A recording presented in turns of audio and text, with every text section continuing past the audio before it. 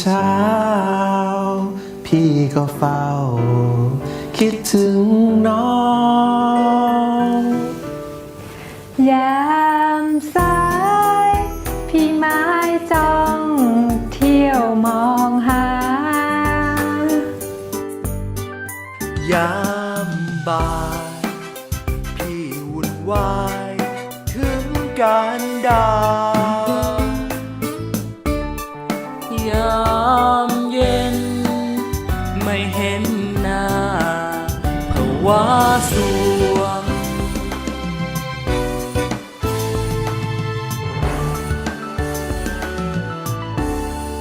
คำนี้พี่จะมีใครเคียงข้าง